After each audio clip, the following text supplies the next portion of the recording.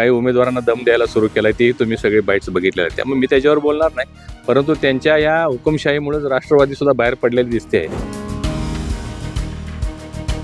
आमचा अजेंडा विकासाचा आहे, आमचा अजेंडा कोल्हापूरला चांगलं करण्याचा आहे, त्यांचा अजेंडा आम्हाला काउंटर करण्याचा आहे.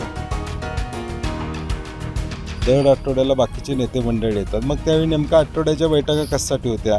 त्या खाजगी कामासाठी होत्या का? 90% हे नगरसेवक जे आहेत ते महायुती येतील.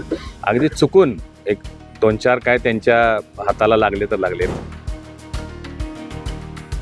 कुणीतरी एकट्यानं हुकूम सोडला की काँग्रेसचे फक्त 4 आणा आणि महायुतीचे 74 आणा, तर कोल्हापूरची जनता स्वाभिमानी आहे, ते आपल्या मतानं निर्णय घेतात, हे निकालांमध्ये स्पष्ट होतं.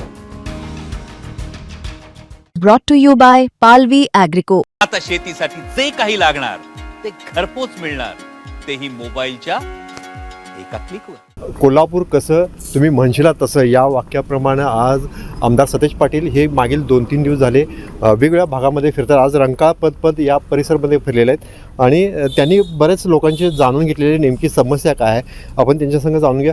काय समस्या सांगितल्या प्रत्येक भागामध्ये? रंकाळा हे आमच्या कोल्हापूरचं वैभव आहे आणि देशभरातून कोल्हापूरला येणारे अंबाबाईचं दर्शन घेतात, रंकाळ्याला फिरायला येतात. प्रामुख्यानं इथली स्वच्छता आणि स्वच्छतागृह नसणं किंवा इथली स्वच्छता माझ्या मते मेकॅनाइज्ड स्वच्छता अशी इथं करावी लागेल, कारण की हा परिसर एवढा मोठा आहे, 50 माणसं लावली तरी होणार नाही. आणि त्यामुळं मेकॅनाइज स्वच्छतेचे जे इक्विपमेंट आहेत ते देऊन उद्याच्या भविष्यकाळात हे रंकाळा आमचं वैभव आहे ते टिकवण्याचा आमचा प्रयत्न असणार आहे. मागील 4-5 दिवस झाले तुम्ही वेगवेगळ्या भागांमध्ये फिरताय, लोकांच्या समस्या जाणून घ्या. काय प्रामुख्याने समस्या जाणवतात इतर शहरामध्ये? प्रामुख्यानं कोल्हापूरमध्ये सर्वांचीच मागणी रस्ते हा एक मेजर विषय आहे.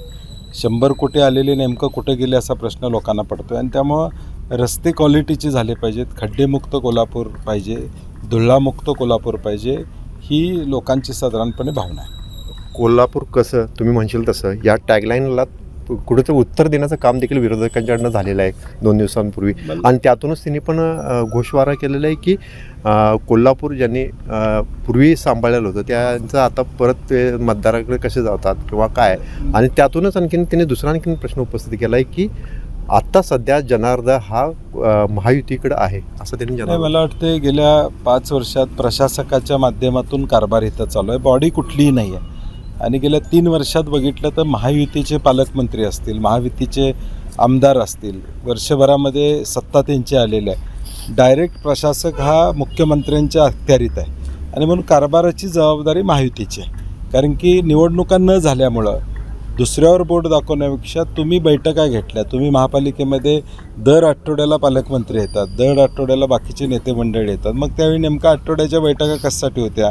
त्या खाजगी कामासाठी होत्या का शहराच्या डेव्हलपमेंटसाठी होत्या? त्यामुळं आम्ही जो अजेंडा घेतला आहे कोल्हापूर कसं तुम्ही म्हणशीला तसं, यातून लोकांच्या भावना, आमचा अजेंडा डेव्हलपमेंटचा आहे, आमचा अजेंडा विकासाचा आहे, आमचा अजेंडा कोल्हापूरला चांगलं करण्याचा आहे, त्यांचा अजेंडा आम्हाला काउंटर करण्याचा आहे आणि त्यातच आमचा आणि त्यांच्यातला हाच फरक आहे. सध्या कुठेतरी आता इलेक्शन सुरुवात झालेलं आहे, तोपर्यंतच महायुतीकडून सांगण्यात आलेलं आहे की यावरी 81 मधले 78 ते 77 जागा ह्या महायुतीच्या असतील आणि 3-4 लागतील तर महाविकास आघाडीकडे लागेल किंवा अन्य असं लागेल. असं एक माणसानं वक्तव्य करणं आणि 5 लाख मतदारांनी त्याचा निर्णय घेणं हा फरक आहे.